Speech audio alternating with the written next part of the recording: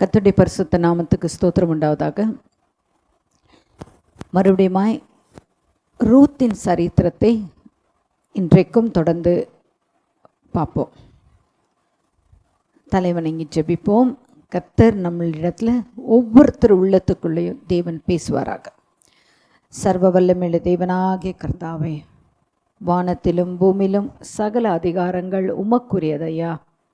இந்த வேதத்தை எங்களுக்கு கற்றுத்தாங்க. நடக்க வேண்டிய வழியை எங்களுக்கு போதித்தருளும். உம்மால் எல்லாவற்றையும் நாங்கள் பெற்றுக்கொள்ள கர்த்தர் எங்களுக்கு அனுகிரகம் செய்வீராக. ஆசீர்வதிங்க. இயேசு கிறிஸ்துவின் நாமத்தினாலே வேண்டிக் கொள்கிறேன் நல்ல தகப்பனே, ஆமென். ரூத்தின் புஸ்தகம் 2வது அதிகாரம் 20வது வசனம். அப்பொழுது நகோமி தன் மருமகனை பார்த்து, உயிரோடு இருக்கிறவர்களுக்கும் மரித்தவர்களுக்கும் தயவு செய்கிற கர்த்தாவே, அவன் ஆசீர்வதிக்கப்படுவானாக என்றாள். பின்னும் நகோமி அவளை பார்த்து, அந்த மனுஷன் நமக்கு நெருங்கின உறவின் முறையானும் நம்மை ஆதரிக்கிற சுதந்திரவாளிகளில் ஒருவனுமாய் இருக்கிறான் என்றாள். பின்னும் மோவாபிய அவ்வளோதாம்மா. அந்த வசனம் கனெக்டட் வித் லேவியராகமம் 25:25. நேற்றுக்கு இது படித்தோம். மறுபடியும் இதை ஒரு கண்ணோட்டத்துக்குள்ளே கொண்டு வந்துட்டு மறுபடியும் ஆரம்பிப்போம். லேவியராகமம் 25ஆம் அதிகாரம் 25வது வசனம். உங்கள் சகோதரன் தரித்திரப்பட்டு தன் காணியாட்சியிலே சிலதை விற்றால் அவன் இனத்தான் ஒருவன் வந்து தன் சகோதரன் விற்றதை மீட்க கடவன். ஹல்லேலூயா. அதாவது ஆண்டவர் ரிடீம் பண்ணுறதுக்கு சொல்லித்தரார். ஒரு மனுஷனையும் அப்படி விட மாட்டேன்றார் பாருங்க. ஒரு மனுஷன் தன் இழந்ததுன்னா அவனுடைய இனத்தார் அல்லது ஜனத்தார், அவர் நெருங்கிய உறவினர் யாராவது அந்த காணியாட்சியை மீட்க கடவன். விட்டுடாத. ஸோ சுதந்திரத்தை நம்ம இழக்கக்கூடாதுன்றது கர்த்தர் திட்டவட்டமாக இந்த வேளையில் பேசுகிறார். இந்த அம்மா நகோமி எல்லாத்தையும் இழந்துட்டாங்க. தன்னுடைய ஆஸ்தி, சுதந்திரம் எல்லாத்தையும் இழந்துட்டாங்க. எல்லாத்த விட மேலே தன்னுடைய புருஷன், 2 மகன்கள். தேவனுடைய மகா பெரிய இரக்கத்தினால நகோமிக்கு கர்த்தர் ரூத் என்ற மருமகளை கர்த்தர் கொடுத்தார். அந்த அம்மாவுக்கு இவங்களோட கமிட்டடாக இருக்கணும்னு அவசியமே இல்லை. இது தேவன் தந்த அற்புதமான காரியம் நகோமி. இன்ஃபேக்ட் நகோமி கசப்பு என் வாழ்க்கை கசப்புன்னு தான் சொல்லிட்டு இருந்தாங்க. கர்த்தர் கசப்புக்குள்ளே கொண்டு போல. அந்த பிளசன்ட், நகோமி என்றால் பிளசன்ட், அந்த பிளசன்ட் லைஃப்குள்ளே இருக்கணுன்றதுக்காக வேண்டி கர்த்தர் ஆரம்பிக்கிறார் தன்னுடைய காரியத்தை. அதுக்கு தான் ப்ராஃபட்டிக்கலாக பேசுகிறாங்க நகோமி அம்மா. நம்ம இனத்தார் நமக்கு இழந்ததை அவர் மீட்டு தர்றதுக்கு ஒரு சமயம் முடியுமே என்ற ஒரு உணர்வுக்குள்ள தேவன் அங்கே கிரியை செய்கிறார்.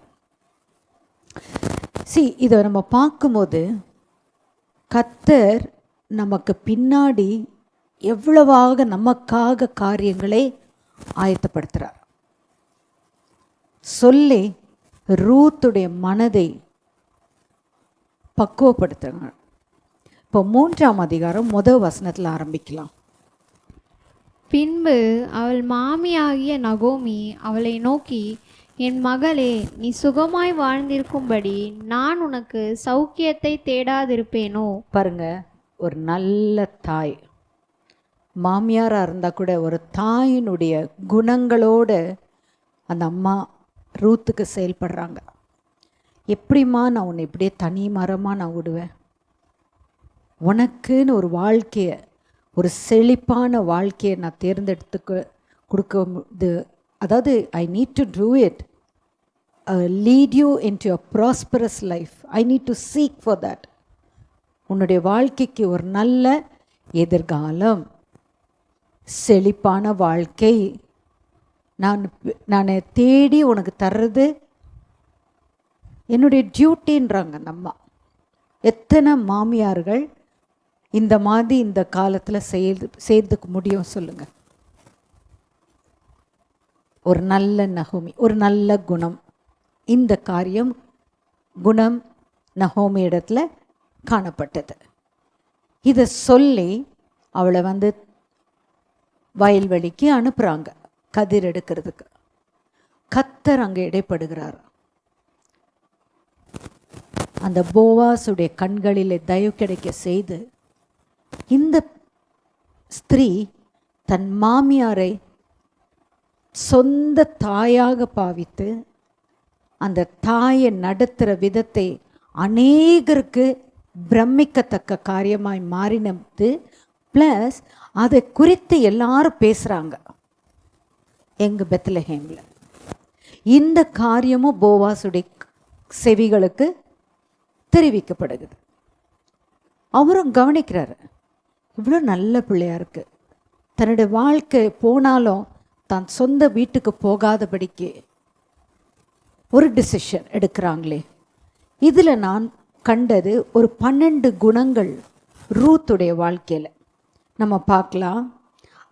ரூத்துடைய வாழ்க்கையில் ஒரு லாயல்ட்டி அண்ட் கமிட்மெண்ட், அதாவது லாயல்ட்டி அண்ட் கமிட்மெண்ட், இது ரெண்டும் ரூத்துடைய வாழ்க்கையில் காணப்படுது. She was loyal to a mother in law, அதாவது தன் வாழ்க்கப்பட்ட இடத்துக்கு உண்மை உள்ளவளாக இருந்தது மாற்றமல்ல, ஒரு பொறுப்போடு காணப்பட்டார். இன்னைக்கு எத்தனை பெண் பிள்ளைகள் திருமணமாகி தங்கள் புருஷ வீட்டுக்கு போகும்போது அந்த குடும்பத்திற்கு அவர்கள் உண்மை, அதாவது கமிட்டட், பொறுப்பு காணப்படுறாங்கன்னு எனக்கு தெரியல. இந்த குணம் கர்த்தர் ரூத்துடைய வாழ்க்கையில் காண்பிக்கிறார் நமக்கு. அந்த அம்மா எப்படி போயிருந்திருக்கலாமே, அவங்க மூத்த சகோதரனுடைய மனைவி போன மாதிரி போகலை. She was committed to her life. உண்மை உள்ளவளாக இருந்திருக்காங்க, லாயலாக இருந்திருக்காங்க. இன்னொரு குணத்தையும் பார்த்தேன், ஃபெய்த் அண்ட் ஹோப், நம்பிக்கையும் விசுவாசமும் அந்த அம்மா கிட்ட இருந்தது.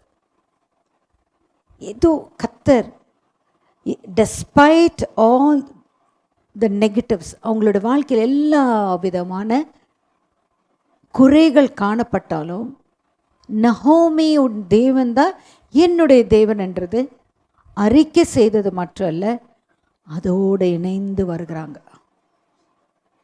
இதுதான் ரூத்துடைய 2வது குணம். அடுத்தது, ரூத்துடைய வாழ்க்கையில் தேவனுடைய இரக்கத்தை, தயவு இருந்தது. அந்த இரக்கமும் தயவும் இருந்தது நிமித்தம்தான் போவாசுடைய கண்களிலே தயவு கிடைக்க வச்சது. அடுத்தது, நகோமியோ உனக்கு ஒரு வாழ்க்கை, பின்னாட்களில் உனக்கு ஒரு வாழ்க்கை இருக்கணும், நீ ஆசீர்வாதமாக இருக்கணும் என்ற ஒரு ஆதங்கம் நகோமியுடைய வாழ்க்கையில் கர்த்தர் உருவாக்குறாரு, ரூத்துக்கு செய்யணும்னு சொல்லி. இது ஒரு நல்ல குணம்.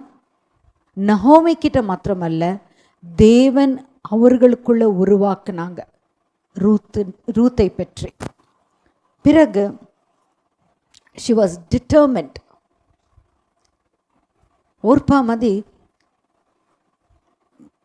கண்ணீர் விட்டாங்க, கட்டி பிடிச்சு அழுதாங்க, எல்லாம் பண்ணிட்டு தன் தாய் வீட்டுக்கு போயிட்டாங்க. ஆனால் இந்த அம்மா தன் எடுத்த டிசிஷனில் ஸ்டெட்ஃபாஸ்டாக இருந்தாங்க. என்ன தான் ஆகட்டும், நான் உங்களை விட்டு மரணமே இல்லாமல் உங்களையும் என்னைய யாராலும் பிரிக்க முடியாது, ஸோ பிரியத்தக்க காரியங்கள் நடந்திருந்தாலும் அவங்க என்ன பண்ணாங்க? கமிட்டடாக இருந்தாங்க, டிட்டர்மிண்டாக இருந்தாங்க, ஸ்டெட்ஃபஸ்டாக இருந்தாங்க. இது ஒரு நல்ல குணம் ரூத்துடைய வாழ்க்கையில் நான் கண்டது.